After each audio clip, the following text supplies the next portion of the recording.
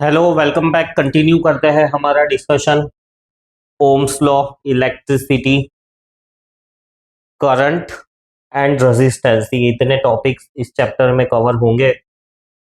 Right. Last time discuss किया था bigger and smaller units of current, units of current. Next है state the relationship between current, number of electrons flowing through the electric circuit and time. तो इन सब के बीच में relation ढूंढना है। तो क्या होगा रिलेशनशिप बिटवीन करंट। सो एजम्पशन लिखते हैं, छोटा सा डेरिवेशन जैसा है, एंड डेरिवेशन में हमेशा एजम्पशन रहता है। So let I be the current n be number of electrons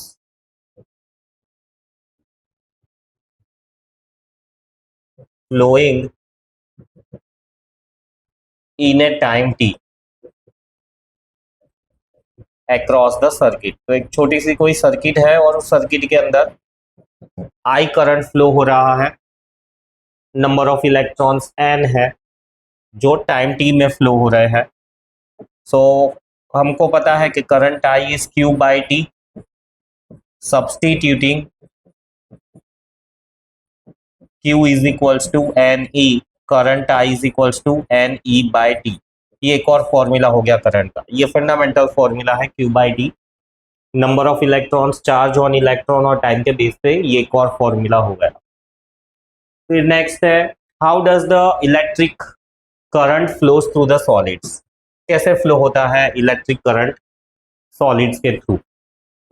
तो प्रोसेस समझनी है और फिर बाद में इसका डिस्क्रिप्शन भी ढंग से लिखना आना चाहिए। राइट। सो कुछ ऐसा है, how does electric current flow through solids. तो इसको बहुत शॉर्ट में लिखे तो कुछ ऐसा लिख सकते हैं कि by drift of electrons from negative potential to positive potential. इस ड्रिफ्ट को हम कहते हैं, इस ड्रिफ्ट के थ्रू इलेक्ट्रॉन्स फ्लो करते हैं। और अब हम डिफाइन करेंगे ड्रिफ्ट एग्जैक्टली होता क्या है। सो ये है, कोई भी कंडक्टर ले लो तो उसका ये मैग्नीफाइड व्यू है। राइट। उसके अंदर ये ब्लू कलर स्टेशनरी एटम्स है, red colour are the free electrons. जैसे ही मैं इस कंडक्टर के अक्रॉस बैटरी कनेक्ट करता हूं या ऐसा कह दो पोटेंशियल डिफरेंस अप्लाई करता हूं तो इलेक्ट्रिक फील्ड सेटअप होती है। इलेक्ट्रिक बैटरी की वजह से एक फील्ड सेटअप होती है। राइट। जैसे मैग्नेट के आसपास में एक फील्ड है, वैसे ही बैटरी की वजह से इलेक्ट्रिक फील्ड सेटअप होती है पॉजिटिव से नेगेटिव डायरेक्शन में। और इस फील्ड की वजह से इलेक्ट्रॉन्स को फोर्स एक्सपीरियंस होता है। उस फोर्स की वजह से इलेक्ट्रॉन्स नेगेटिव से पॉजिटिव की तरफ, वो जो फोर्स है वो फोर्स नेगेटिव से पॉजिटिव की तरफ लगता है इलेक्ट्रॉन्स पे। और वो फोर्स का फॉर्मूला है क्यू ई। वैसे वो फॉर्मूला सिलेबस में नहीं है बट नॉलेज के लिए रख सकते हो। Once again, as soon as you connect the source of potential और as soon as you connect the battery, electric field is set up in the conductor. इस इलेक्ट्रिक फील्ड की वजह से इलेक्ट्रॉन्स को फोर्स एक्सपीरियंस होता है opposite direction of electric field में। इस फोर्स की वजह से इलेक्ट्रॉन्स मूव करना स्टार्ट करते हैं। जैसे ही इलेक्ट्रॉन्स मूव करना स्टार्ट करते हैं, अब इलेक्ट्रॉन्स के पास आंखें या सेंस तो नहीं है, वो मूव करते हैं, किसी आगे वाले एटम से टकरा जाते हैं, रुकते हैं, फिर से मूव करना स्टार्ट करते हैं, फिर से किसी आगे वाले एटम से टकरा जाते हैं, मूव करना स्टार्ट करते हैं, फिर से वो टकरा जाते हैं। सो ये जो टकराना रुकना मूव करना, टकराना रुकना मूव करना, ये जो मेथड है आगे बढ़ने की, इसको हम कहते हैं ड्रिफ्ट। राइट। बिजी रोड्स पे ट्रैफिक में भी हम ड्रिफ्ट करते हैं, है ना। थोड़ा सा चलते हैं, आगे ट्रैफिक आ गया, हमको रुकना पड़ा। फिर से थोड़ा अगर आगे जाते हैं, चौराहा आ गया, हमको रुकना पड़ा। फिर से थोड़ा सा आगे जाते हैं, मे भी कोई रोड क्रॉस कर रहा है, हमको रुकना पड़ रहा है, तो ड्रिफ्ट हो गया। ये कार का रेसिंग होता है, कार ड्रिफ्टिंग होती है ना। टोक्यो ड्रिफ्ट करके एक फिल्म थी, तो वो भी वही है, कार चलती है, ब्रेक्स खींचते हैं, कार पूरी घूम जाती है, वापस एक्सेलरेट करते हैं, कार चलती है, फिर से वो लोग हैंड ब्रेक्स खींचते हैं, कार घूम जाती है, राइट, फिर से कार आगे बढ़ती है। So that is what the drift is. तो इसको अगर वर्ड्स में हम समझाए तो कुछ ऐसा रहेगा, इसका परफेक्ट आंसर ये पंच लाइन है कि by the drift of electrons from negative potential to positive potential. और अब इसका प्रोसेस के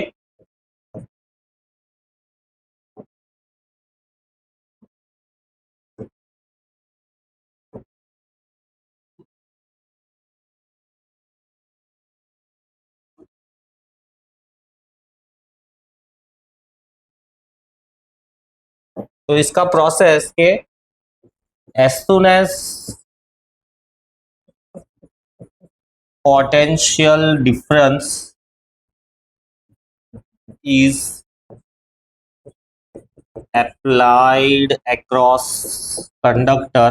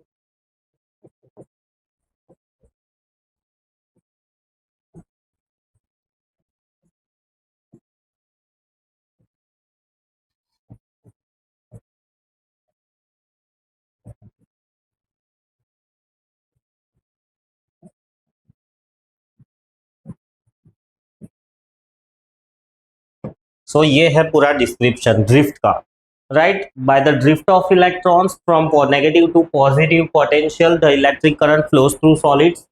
फिर ड्रिफ्ट को एक्सप्लेन किया है पूरा डिटेल में, as soon as potential difference apply करते हैं इलेक्ट्रिक फील्ड सेटअप होती है पॉजिटिव से नेगेटिव डायरेक्शन में। इस फील्ड की वजह से इलेक्ट्रॉन्स को फोर्स लगता है जिसका फॉर्मूला है F is equals to Q E, formula optional है, और फोर्स का डायरेक्शन है नेगेटिव से पॉजिटिव की तरफ। And due to this force, electrons start moving towards positive terminal. As they move, they collide with the stationary atoms as well as nearby electrons, hence lose energy, but again start moving under the effect of force. Such motion is called as drift of electrons. So, depending upon कितने marks के लिए है, उस हिसाब से तुम इसकी length बड़ी या कम रख सकते हो। So this is about the drift of electron. How does electric current flow through solid? Simple and short answer है by the drift of electrons from negative potential to the positive potential. Same question खड़ा होता है, how do electric current flow through liquids?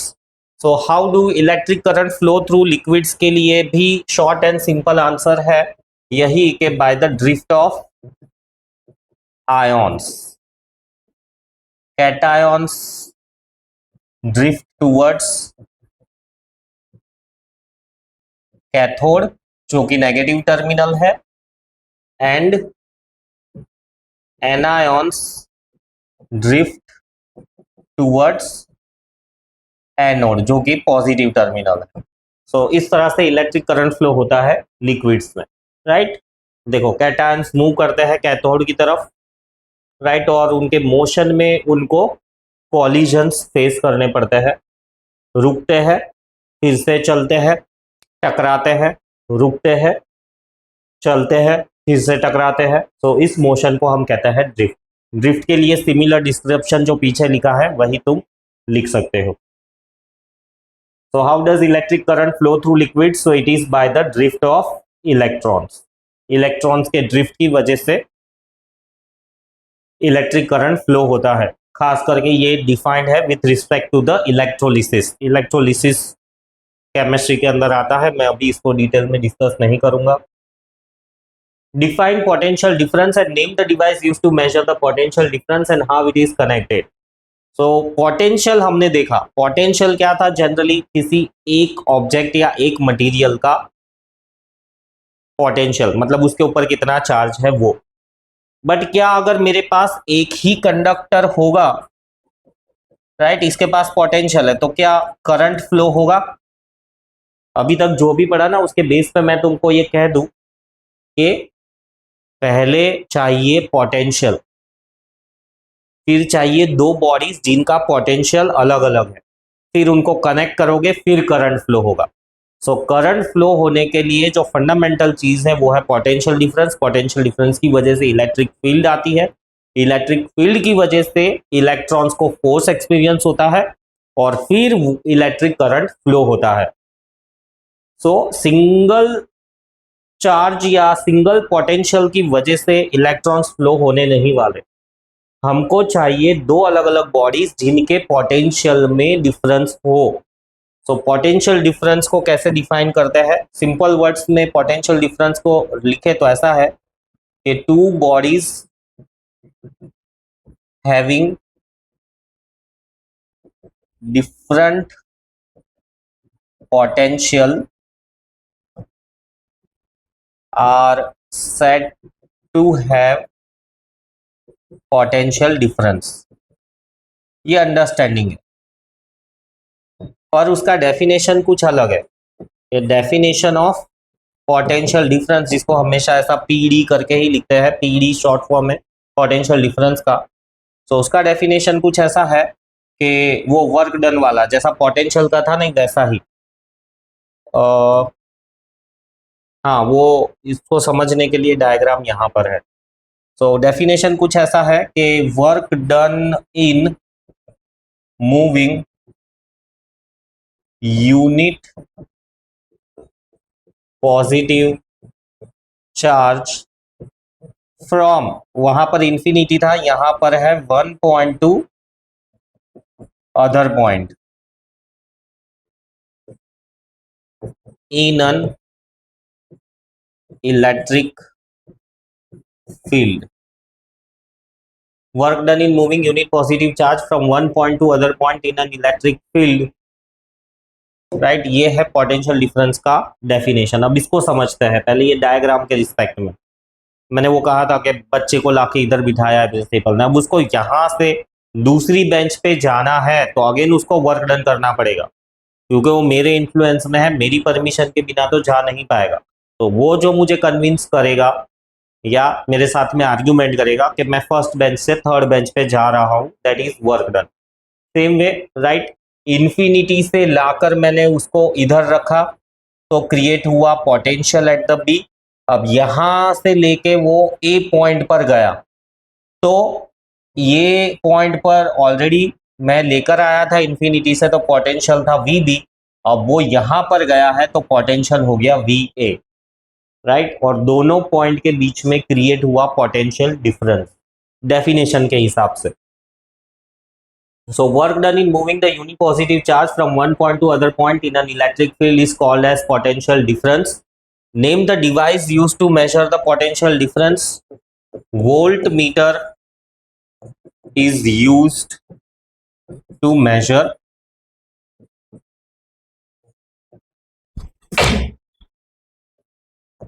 in the circuit. It is connected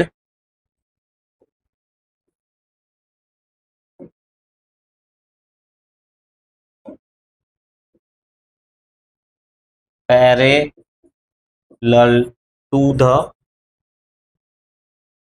device या component across which potential difference is to be measured, right? So potential difference ये understanding है, ये definition है, device है, right, और उसका connection होता है पैरेलल में, जिसके अक्रॉस भी पोटेंशियल डिफरेंस कनेक्ट करना है। तो अब इसको समझते हैं। ये रहा वोल्ट मीटर, ये एमीटर है, ये गैल्वानोमीटर है, ये वोल्ट मीटर है। गैल्वानोमीटर क्या करता है? डायरेक्शन ऑफ करंट दिखाता है। डायरेक्शन ऑफ करंट, बहुत छोटा सा करंट हो ना और उस केस में हमको डायरेक्शन पता लगाना हो तो गैल्वानोमीटर यूज करते हैं। लेबोरेटरी का डिवाइस है। बहुत ज़्यादा करंट से हम एक्सपेरिमेंट्स नहीं करते लेबोरेटरीज में। लेबोरेटरीज में हमारे जो भी एक्सपेरिमेंट्स है उसमें करंट काफ़ी छोटे होते हैं, माइक्रो एम्पियर के लेवल पे। तो वो करंट के जो डायरेक्शन से गैल्वेनोमीटर से हमको पता चलते हैं। एमीटर करंट कितना है वो मेजर करके देता है और वोल्टामीटर पोटेंशियल डिफरेंस हमको मेजर करके देता है। गैल्वेनोमीटर ही वोल्ट मीटर में और एमीटर में कन्वर्ट किया जा सकता है। पहले जो डिस्कवर हुआ था वो डिवाइस था गैल्वेनोमीटर, फिर इसमें कुछ मॉडिफिकेशंस करके वो बना वोल्ट मीटर और उसमें कुछ मॉडिफिकेशंस करके बना वो एमीटर। ये रहा, है ना। एमीटर सीरीज में कनेक्ट होता है। सीरीज में मतलब एमीटर का एक टर्मिनल किसी एक साइड पे और दूसरा टर्मिनल किसी और साइड पे, और वोल्ट मीटर का दोनों ही टर्मिनल्स, जो वोल्ट मीटर के दोनों ही टर्मिनल्स है वो ये जो डिवाइस है या कंपोनेंट है उसके अक्रॉस, राइट। मुझे इस पेन के अक्रॉस कनेक्ट करना है तो इस पेन में से एक टर्मिनल इधर एक टर्मिनल इधर, तो मुझे पता चलेगा कि ये पेन कितना पोटेंशियल डिफरेंस खा रहा है। पोटेंशियल डिफरेंस खा रहा है। फिर ये रहा एक और एग्जांपल, इस रेजिस्टेंस में कितना पोटेंशियल ड्रॉप हो रहा है, मतलब ये कितना न्यूट्रलाइजेशन क्रिएट कर रहा है पोटेंशियल डिफरेंस में, तो वोल्ट मीटर से हमको पता चलेगा। तो volt meter is the device and it is connected across the voltmeter is the device which is used to measure the potential difference and it is connected parallel across the device। ध्यान में रखो, इसको समझने के लिए और थोड़ा वक्त लगेगा। ये जो वर्ड पोटेंशियल डिफरेंस है ये काफी भारी वर्ड है, मतलब एक शब्द में समझाए जाने वाला वर्ड नहीं है, या सिर्फ डेफिनेशन हमको पूरा आइडिया नहीं देगा कि क्या है पोटेंशियल या क्या है पोटेंशियल डिफरेंस। ये धीरे धीरे सब चीजें कनेक्ट करने के बाद ऑलमोस्ट 12th में पहुंच जाओगे, तब जाके तुमको पोटेंशियल डिफरेंस क्लियरली विजुअलाइज होगा कि हाँ भाई पोटेंशियल डिफरेंस मतलब इतनी सारी चीजें, इतने सारे मतलब, इतने सारे फॉर्मूलास उससे जुड़े हुए और इतना सारा फिनोमिना उससे जुड़े हुए हैं। जस्ट लाइक अल्फाबेट्स बचपन में पढ़ रहे थे, तुमको यही पता था अल्फाबेट से कैट बैट मैटी बनता है, बट जैसे जैसे पढ़ाई चली हमें पता चलने लगा कि भाई alphabets they hold lots of importance, मतलब अल्फाबेट्स की है कि हम ये सब लिख पा रहे हैं, रीड कर पा रहे हैं, समझ पा रहे हैं, सुन पा रहे हैं, right. Same way potential difference भी अल्फाबेट ही कह दो, पोटेंशियल डिफरेंस कहो, करंट कहो, ये सब अल्फाबेट्स है, इलेक्ट्रिसिटी से रिलेटेड।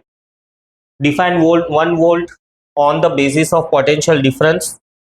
तो 1 वोल्ट का लिए 1 वोल्ट के लिए वर्क डन होना चाहिए 1 जूल और चार्ज होना चाहिए 1 कूलम का। इसी में से पोटेंशियल डिफरेंस का डेफिनेशन मिलेगा।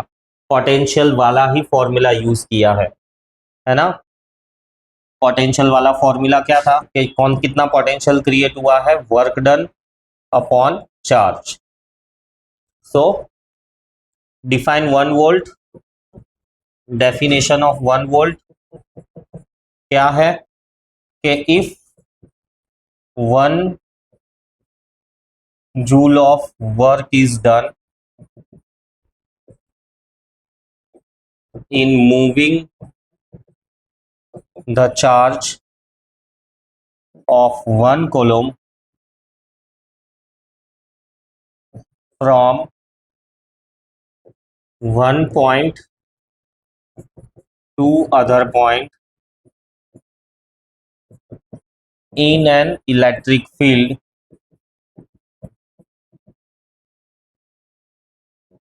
then the potential difference between 2 points is 1 volt. तो जैसा मैंने कहा ना, इन चीज़ों को 100% अभी समझना पॉसिबल है ही नहीं, या समझना भी पॉसिबल नहीं, क्योंकि इस चीज़ को लेके तुमको काफ़ी सारा नॉलेज धीरे धीरे गेन करना पड़ेगा. सो अभी डेफिनेशंस, जो फंडामेंटल्स, थोड़ी छोटी छोटी चीज़ें, उसको समझो. बहुत गहराई में मत जाओ कि ये कैसा कनेक्ट हो रहा है, कैसे वर्क कर रहा है. ऐसा मैं लिखूँ तो कुछ ऐसा है कि ये एक पॉइंट है, इधर है पोटेंशियल ए, इधर ये पॉइंट है, इधर है potential B. So potential difference will be equal to VB minus VA, which will be equal to work done in moving the charge from A to B upon Q. ये थोड़ा detail में दिया मैंने. Potential difference का मतलब कि भाई A से B तक ले जाने में जो वर्क डन हुआ है, किसको ले गए हैं हम, चार्ज Q को. So that is the potential difference. और अगर A पॉइंट इंफिनिटी पे है, इंफिनिटी से लेके आते हैं, तो potential at the point B मिल जाएगा. वो भी चाहो तो लिख सकते हो ऐसा कि if B is at A is at infinity, तो VB हो जाएगा work done from infinity to B upon Q. ये हमारा पोटेंशियल का definition. So define 1 volt on the basis of potential difference. 1 volt का डेफिनेशन पोटेंशियल पे भी based है. कोई भी लिखो, अगर वोल्ट का डेफिनेशन पूछा है तो कोई भी लिखो, दोनों ही राइट मिलेंगे. फिर नेक्स्ट न्यूमेरिकल प्रॉब्लम्स है, charge, current and number of electrons पर. राइट, पहला प्रॉब्लम क्या कहता है, charge of 5000 Coulomb's flow through an electrical circuit in 2 hours. So charge दिया हुआ है 5000 कूलम्स, गिवन डेटा लिखो. टाइम दिया हुआ है 2 आवर्स 30 मिनट्स. एम के SI फॉर्मेट में इसको कन्वर्ट करना है. 2 आवर्स हो जाएंगे 60 मिनट और हर मिनट की 60 सेकेंड्स. 30 मिनट्स हो जाएगी हर मिनट की 60 सेकेंड्स. तो ये सेकेंड्स में कन्वर्ट हो गया. 6 6 36, 36 2 72, 00 प्लस 6 3 18, 00 से हो जाएगा 0009000 seconds. Right, 2 hours 30 minutes is 9000 seconds. फिर से एक और बार चेक कर लो. 1 घंटे की 60 मिनट, हर मिनट की 60 सेकेंड्स, 30 मिनट हर मिनट की 60 सेकेंड. 6 6 36, 36 2 72, 20, 3 6 18, 20, दोनों को ऐड करो. 20 as it is. 8 plus 2 is 10, 1 7 8 1 और 9, 9000 सेकेंड. और हमको क्या ढूंढना है, हमको ढूंढना है मैग्नीट्यूड ऑफ द करंट. तो करंट का फॉर्मूला लिख दो, Q/T, वैल्यू सब्सटीट्यूट कर दो. 5000 upon time is 9000. 0 0 0 0 0 0 cancel. 5 upon 9 amperes. इसको डेसिमल में भी कन्वर्ट कर सकते हो, तो वो हो जाएगा 0.555 एम्पियर. और इसको ढंग से लिखेंगे तो 5.6 एम्पियर, राउंड ऑफ करके. सिंपल. एक दूसरा प्रॉब्लम है, चार्ज ऑफ 8860. चार्ज दिया हुआ है हमको 8860 coulombs flows to an electric circuit in 2 minutes and 40 seconds. So 2 minutes को मैं सेकेंड्स में कन्वर्ट कर देता हूँ, और 40 तो ऑलरेडी सेकेंड्स में दिया हुआ है, तो ये हो जाएगा 160 seconds. Calculate the magnitude of the current in the circuit. Current ढूंढना है, फॉर्मूला लिख दो 8860 और टाइम है 160. 0 कैंसल. देखो कैसे कट होता है, 2 से कट करो. 8 2 16, 4 2 4 2 3 2 6. फिर से लिख दो, सेम में कटिंग करना नहीं करो, फिर से लिख दो. नहीं जा रहा 8 से, डेसिमल में हम कर देंगे. तो 8 5 40, 8 5 40, 30 बचेगा. 0.3, एक डेसिमल पॉइंट तक ठीक है. तो करंट हो जाएगा 55.3 एम्पियर्स. बहुत ज़्यादा करंट है 55.3. मतलब एयर कंडीशनर भी जब चालू होता है तब 20 एम्पियर जितना करंट लेता है. मतलब 1.5 टन का AC स्टार्ट होता है तो 15 से 20 एम्पियर का करंट लेता है. तो ये ऑलमोस्ट 3 AC एक साथ स्टार्ट हुए और इतना करंट खींच रहे हैं. ये है न्यूमेरिकल प्रॉब्लम। एक ही डेसिमल पॉइंट ठीक है, और चाहो तो ज्यादा और एक और दूसरा भी डेसिमल पॉइंट ऐड कर दो, या तो फिर आंसर में क्वेश्चन में दिया हुआ रहेगा अप टू 2 डेसिमल पॉइंट, तो 2 ढूंढने हैं। वैसे 2 होने ही चाहिए, मैंने एक ही रखा हुआ है, पर तुम 2 एटलीस्ट रखो। Next, what is an electric circuit? देखा होगा ऐसा सब, इसको हम कहते हैं electric circuit. Electric circuit is a path for electrons to flow या currents to flow. It contains various electrical components. बहुत सारे हैं, जिसमें से काम के हैं वो मैं लिख रहा हूँ। स्विच एक काम की चीज है, राइट। ऑन ऑफ करते हैं हम। एलईडी लाइट होती है जो ऑन ऑफ का स्टेटस बताती है हमको, राइट। बैटरी होती है, वायर होता है उसके अंदर, है ना। रजिस्टर होता है, बजर कनेक्ट किया हुआ हो सकता है। तो ये एकदम सिंपल सर्किट है। बटन प्रेस करो, बल्ब शुरू होगा, बटन छोड़ दो, बल्ब बंद हो जाएगा। पुश बटन जैसा है, अपने इलेक्ट्रिक बेल जैसा। प्रेस करके रखो, बेल बजेगा, छोड़ दो, बेल बंद हो जाएगा, राइट। सो ऐसे इसको हम कहते हैं इलेक्ट्रिक सर्किट, एक्सेट्रा। फिर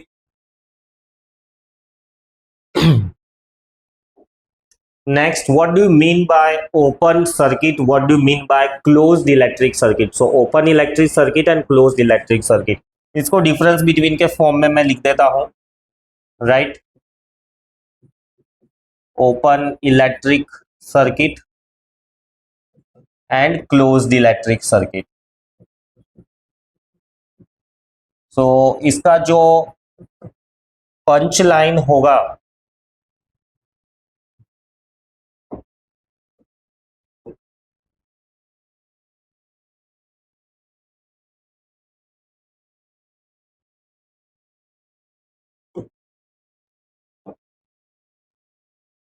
सो इसकी पंच लाइन ये होगी कि करंट कैन फ्लो, नहीं ओपन है ना तो can not flow, current can not flow across the circuit. और इसके अंदर current can flow across the circuit. मतलब के, मतलब क्या हुआ उसका? मतलब हुआ कि स्विच इज ओपन, ऑफ, या ऐसा भी कह सकते हो switch is open, of condition में है वो। साइंटिफिक या फिजिक्स की लैंग्वेज में उसको ओपन कहते हैं। यहां पर switch is on, switch is close, ऐसा भी कह सकते हो, राइट। क्लोज मतलब करंट फ्लो होगा, अल्टीमेटली जो भी डिवाइस कनेक्टेड है ना वो काम करेगा। ये ऑफ कंडीशन है, डिवाइस काम नहीं कर रहा है। Switch is open, switch is close या स्विच इज ऑन, राइट। फिर circuit has one or more broken points, one of them is switch. मतलब स्विच तो एक विलफुली मेक या ब्रेक करने के लिए रखी गई चीज है कि स्विच बंद करो तो सर्किट कट जाएगी, करंट को फ्लो होने के लिए क्लोज पाथ नहीं मिलेगा। बट इसके अलावा भी काफी बार एक्सीडेंटली ये वायर्स कट जाते हैं ना, हम स्विच चालू करते हैं और डिवाइस काम नहीं कर रहा है, तो क्या हुआ? मतलब या तो वायर में कहीं पे कुछ खराबी है या तो डिवाइस में कुछ खराबी है। सो circuit has one or more broken points, one of them is switch. और इधर आएगा circuit has no broken points, तो ही जाके करंट फ्लो होगा। तो open electric circuit, close electric circuit, current cannot flow, switch is off, switch is open, और device के टर्म्स में लिखना चाहो या बल्ब के टर्म्स में लिखना चाहो तो ऐसे कि डिवाइस या बल्ब विल नॉट वर्क। और इसमें ऐसा लिख सकता है कि अगर डिवाइस कनेक्टेड है या तो कोई बल्ब कनेक्टेड है विल वर्क, या ग्लो, बल्ब लिखा है तो वर्ड ग्लो भी लिख सकते हो। सो इस तरह से तुम ओपन और क्लोज्ड इलेक्ट्रिक सर्किट डिफाइन कर सकते हो, राइट। लाइट्स काम कर रही है मतलब क्लोज्ड इलेक्ट्रिक सर्किट है, इलेक्ट्रॉन्स फ्लो हो रहे हैं।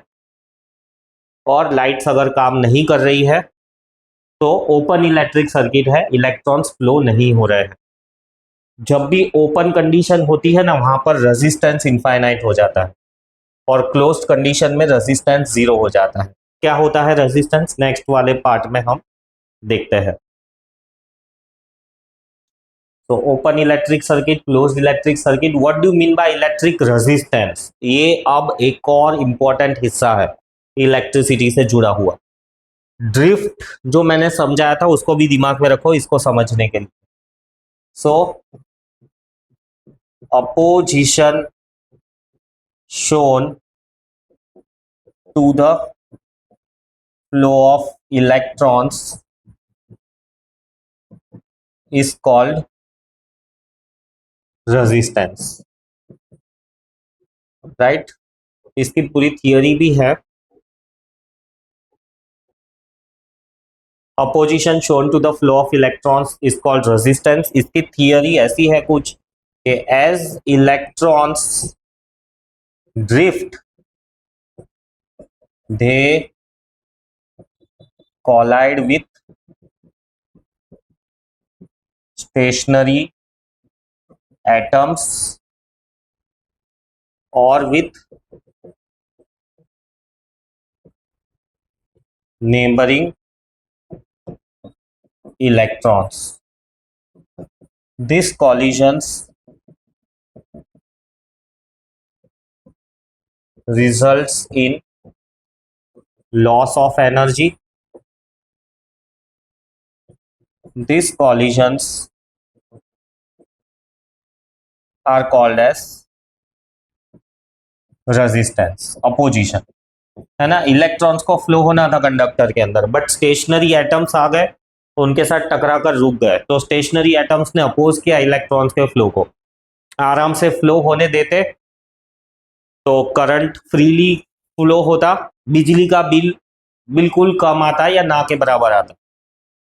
कैसे, कॉपर के वायर्स हम लगाते हैं, क्यों, क्योंकि कॉपर के वायर्स में कॉलिजन्स कम होते हैं। कॉपर का जो मेटल का अरेंजमेंट है उसमें इलेक्ट्रॉन्स को फ्लो होने के लिए एक सूटेबल रास्ता मिल जाता है, सो दैट रेजिस्टेंस कम हो जाता है और उस वजह से एनर्जी लॉस कम होता है, बिजली का बिल कम आता है। बट कॉपर के ऑप्शन में, कॉपर थोड़ा महंगा पड़ता है, उसके ऑप्शन में है आयरन के वायर्स, रेजिस्टेंस ज्यादा है, बहुत सस्ते हैं बट रेजिस्टेंस बहुत ज्यादा है, बिल काफी आएगा। एल्यूमिनियम के वायर्स, राइट, आयरन से थोड़ा सा बेटर है, कॉपर से थोड़ा नीचे आता है। सैटेलाइट्स वगैरह में जो सर्किट्स वगैरह लगी रहती है उसमें गोल्ड के सिल्वर के वायर्स यूज करते हैं, क्योंकि गोल्ड सिल्वर कॉपर के ऊपर आते हैं, राइट। रेजिस्टेंस के बारे में मैं कहूं तो सबसे कम रेजिस्टेंस गोल्ड का है, सिल्वर का है, उसके बाद में कॉपर लिख दो, फिर एल्यूमिनियम लिख दो, फिर आयरन लिख दो। सस्ता है तो रेजिस्टेंस ज्यादा है और इसमें लेस रेजिस्टेंस है पर बहुत महंगा है, तो हम ये बीच वाला ऑप्शन घर के लिए यूज करते हैं, कॉपर, राइट। अब पोटेंशियल डिफरेंस, करंट और रेजिस्टेंस तीनों को कनेक्ट करके देखने की कोशिश करो। क्या है पोटेंशियल डिफरेंस, क्या करता है, इलेक्ट्रॉन्स को भगाने के लिए हेल्प करता है। अब इलेक्ट्रॉन्स को तो भागना है, करंट यानी इलेक्ट्रॉन्स, एम्पियर यानी इलेक्ट्रॉन्स, तो पोटेंशियल डिफरेंस क्या कह रहा है, इलेक्ट्रॉन्स भागो। बट मटेरियल का स्ट्रक्चर ही कुछ ऐसा है कि इलेक्ट्रॉन्स भागते हैं, भागने के लिए जगह ही नहीं मिलती, टकरा जाते हैं, रुक जाते हैं, फिर चलते हैं, बहुत सारे टकराव होते हैं तो बहुत सारा रेजिस्टेंस, है ना। तो रेजिस्टेंस वो है जो इलेक्ट्रॉन्स के फ्लो को रोकता है या कंट्रोल करता है। ये भी एक पंच लाइन है। Resistance is a property which slow down या ऐसा कह दो controls the flow of electrons या current. Conversely resistor is a device that has a property of resistance। तो क्या वायर को रेजिस्टर नहीं बोल सकते? नहीं, wires can not be called as resistors. क्यों? As they have very less resistance। तो बहुत कम रेजिस्टेंस है तो उसकी जगह पे हम उसको आर कॉल्ड एज कंडक्टर्स।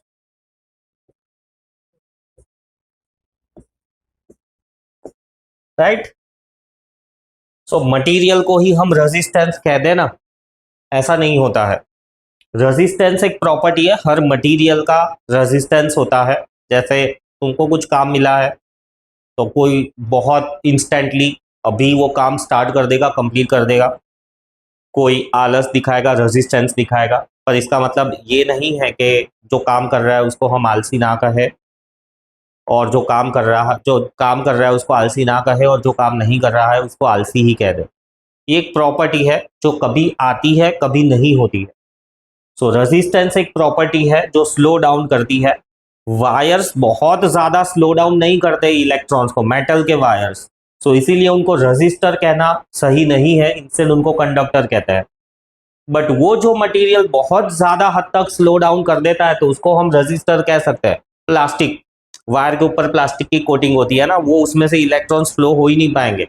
ये वायर में से करंट जा रहा है, अब मैंने इसको पकड़ के रखा हुआ है, ऐसे पकड़ के रखा हुआ है, मुझे शॉक नहीं लग रहा है। क्यों? क्योंकि ये जो कोटिंग है वायर की, राइट, वो रेजिस्टर है, बहुत ज्यादा रेजिस्टेंस है। और बहुत ज्यादा रेजिस्टेंस है ना, तो हम उसको रेजिस्टर की जगह पर क्या कहेंगे? इंसुलेटर। इंसुलेटर कहेंगे हम उनको।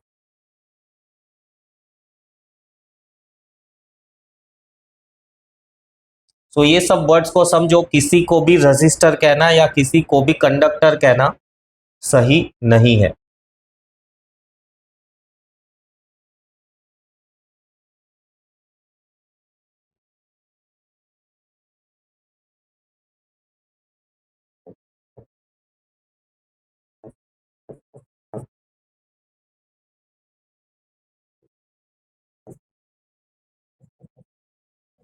तो कोई भी मटेरियल का रेजिस्टेंस बहुत हाई है, लेट्स से इनफाइनाइट है, तो रेदर देन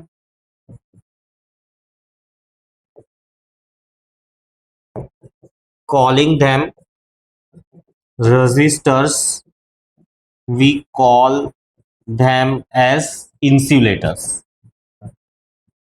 कि भाई इनफाइनाइट है उनका रेजिस्टेंस, जाने ही नहीं देंगे चाहे कुछ भी कर लो। तो रेजिस्टर्स जो है ना, वो कंडक्टर भी नहीं है, इंसुलेटर भी नहीं है, उनके बीच में होते हैं। Right. So what do you mean by electric resistance? Definition यही है, opposition shown to the flow of electrons is called resistance. जैसे इलेक्ट्रॉन्स ड्रिफ्ट करते हैं, उनके कॉलिजन्स की वजह से एनर्जी लॉस होता है, उन्हीं कॉलिजन्स को हम कहते हैं रेजिस्टेंस। रेजिस्टेंस, कंडक्टर्स, इंसुलेटर्स, उनको समझना है। फिर नेक्स्ट, डिफाइन इलेक्ट्रिकल रेजिस्टेंस। मैंने पीछे लिखा वही उसका डेफिनेशन है कि opposition shown to the flow of electrons is called electrical resistance. Psychological resistance भी होता है कि जैसे मैंने तुमको कुछ काम दिया और तुमने नहीं किया, psychological resistance. So electrical resistance is a opposition shown to the flow of electrons. It's called as electrical resistance. इसको और भी तरीके से डिफाइन किया जाता है. सो पोटेंशियल डिफरेंस, करंट, रेजिस्टेंस, अब इन चीज़ों के ऐसा जैसा मैंने कहा ना, इनके बहुत सारे मतलब बहुत सारे फॉर्मूलाज है. तो एक सिंपल टर्म्स में अभी एक्सप्लेनेशन है, 12th में इन सब चीज़ों का बहुत डिटेल्ड एक्सप्लेनेशन है. जैसे सिर्फ रेजिस्टेंस कहोगे ना तो रेजिस्टेंस के बेस में ही 90 स्लाइड्स है कि वो और उससे रिलेटेड फिनोमिनान और उसके कैरेक्टरिस्टिक्स को समझने के लिए. फिर नेक्स्ट है व्हाट इज ए रजिस्टर, है ना. मैंने कहा कि वो रजिस्टर ना तो कंडक्टर है ना तो इंसुलेटर है, ऐसा दिखता है रजिस्टर. कोई इलेक्ट्रॉनिक सर्किट खोल के देखोगे तो उसके अंदर ऐसे तुमको कलर किए हुए कंपोनेंट्स देखने मिलेंगे. इन कलर का कुछ मतलब भी है, अभी सिलेबस में नहीं है तो मैं डिस्कस नहीं कर रहा. पर जैसा कि मैंने कहा कि ये जो चीज़ें हैं, potential difference, current, resistance, register, इन सब के बहुत गहराई में मीनिंग्स निकलते हैं. जैसे जैसे पढ़ते जाओगे वैसे वैसे पता चलते जाएगा. तो ये है रजिस्टर. करंट के फ्लो को कंट्रोल करता है. ये मेटालिक पार्ट होता है. ये जो तार है वो मेटालिक पार्ट है. मस्त स्पीड में इलेक्ट्रॉन्स आएंगे, बट इसकी वजह से इलेक्ट्रॉन्स का फ्लो थोड़ा कंट्रोल हो जाएगा. पानी की पाइपलाइन होती है ना, उसमें जो नल जो काम करता है वही काम रजिस्टर करता है. So register is analogous to the tap control well connected in the water supply pipeline कह दो, गैस सप्लाई पाइपलाइन कह दो, राइट. तो पाइपलाइन के अंदर जो भी वेल्व होते हैं या टैप होता है ना, उसके जैसा ही रजिस्टर है. बहुत अलग अलग वैल्यूज के आते हैं. एलईडी को इतना ही करंट चाहिए. कोई पर्टिकुलर एलईडी है ना तो उसको लेट से 20 मिली एम्पियर ही करंट चाहिए, तो रजिस्टर के थ्रू हम कंट्रोल करते हैं. एलईडी को सीधा बैटरी में लगा देंगे ना तो वो जल जाएगी. क्यों? क्योंकि इनफाइनाइट करंट फ्लो हो गया उसके अंदर, बहुत सारा करंट फ्लो हो गया. अब हमको ऐसा करना नहीं है, राइट. हमको ऐसा करना नहीं है. ये मैंने जो कहा ना ऐसा कुछ के ये एलईडी का सिंबल है. So LED will blast off. क्यों? Due to very high current. तो मैं क्या करूंगा, अब मेरे को करंट को कंट्रोल करना है ना, तो मैं रजिस्टर यूज करूंगा. आगे कनेक्ट करो या इसके बाद में कनेक्ट करो, कोई फर्क नहीं पड़ता है रजिस्टर का. वो भी क्यों, उसका भी जवाब है. सो अब यहां पर जो करंट होगा ना, तो एलईडी विल, इस डायग्राम के हिसाब से, will work perfectly as resistor controls the current in LED. ऐसा कुछ है ना. इतनी बड़ी पाइपलाइन से बाल्टी भरने के लिए रखोगे तो क्या होगा, वो भरेगी नहीं, बाल्टी टूट फूट जाएगी.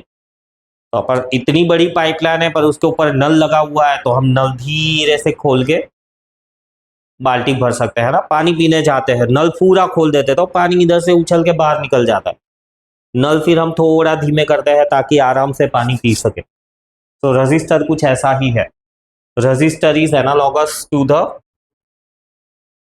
Tap connected in a pipeline, right. फिर ये जो दो डायग्राम्स है जो रजिस्टर को समझने के लिए हेल्प करते हैं. How does electric resistance comes into existence. तो ये मैंने ऑलरेडी ये जो थियरी लिखी ना वही है उसका जवाब. How do electric resistance comes into existence.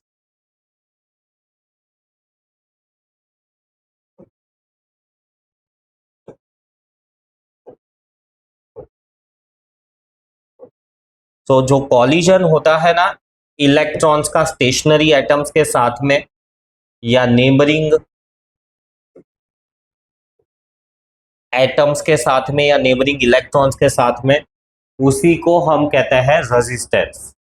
ये रेजिस्टेंस के कुछ रूल्स है, उससे रिलेटेड फिगर है यहाँ पर आ गई. तो electric resistance comes into existence due to collision of the electrons with the stationary atoms or neighboring electrons. State SI unit of resistance and define it.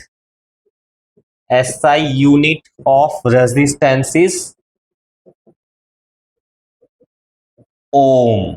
Symbol है ये वाला ओम. जॉर्ज साइमन ओम, उस ये साइंटिस्ट है, उसके नाम से ये सिंबल आया. सो ऐसा यूनिट ऑफ रेजिस्टेंस इज ओम. ओम का डेफिनेशन एक फॉर्मूला के हिसाब से आता है. वो फॉर्मूला को हम कहते हैं ओम्स लॉ.